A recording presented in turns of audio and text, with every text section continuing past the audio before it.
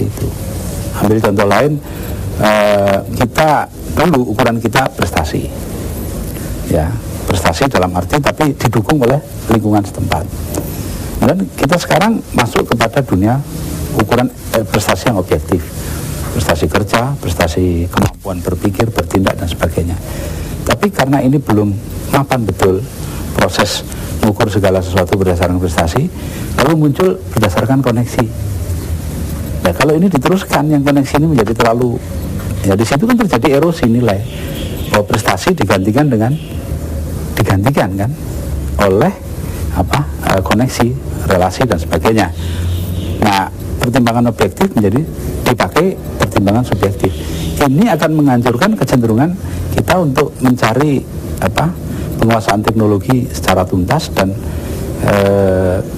sikap atau etos ilmiah kita.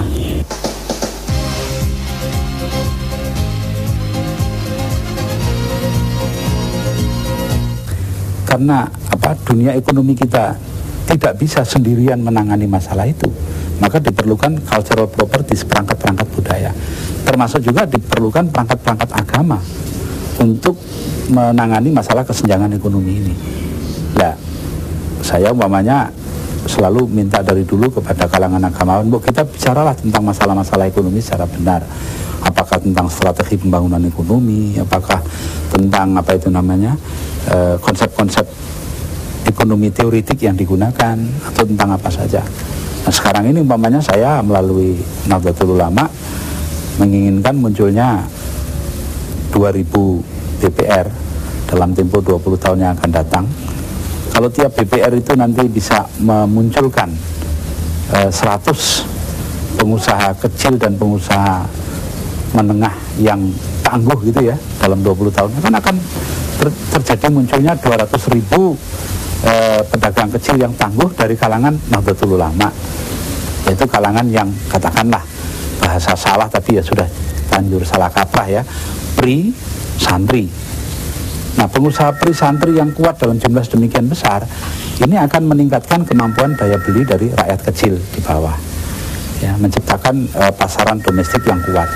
Ini akan membuat konglomerat Cina yang ada itu semakin terkait dengan ekonomi pri. Jadi akan terjadi proses integrasi ekonomi nantinya. Nah ini agama bisa berperan, karena bagaimanapun juga kalau kita sudah berbicara tentang bank umpamanya, itu tentu menyangkut masalah hukum agama atau pandangan agama tentang bank itu sendiri. Nah di sini agama harus berkiprah, belum tentang pengorganisasian bank, belum tentang pembinaan nasabah bank, belum tentang macam-macam aspek lah dari bank. Ya pada dasarnya agama itu menolak transaksi peminjaman uang yang memberikan kompensasi hasil berlebih. Ya, itu bahasa hukum agamanya, fikihnya itu bunyinya kullu qardin jaro naf'an fahuwa riba. Setiap transaksi pinjaman yang membawa hasil berlebih, ya, jadi additional returns, itu dianggap riba, usury, dan riba dilarang oleh agama. Ya, nama haramallahu riba wa yurbis shadaqat. Ini Quran yang bilang begitu. Namun dalam soal pinjaman bank itu bukan sekedar pinjaman. Pinjaman bank itu suatu entitas tersendiri. Jadi ada pinjaman dan bank kan.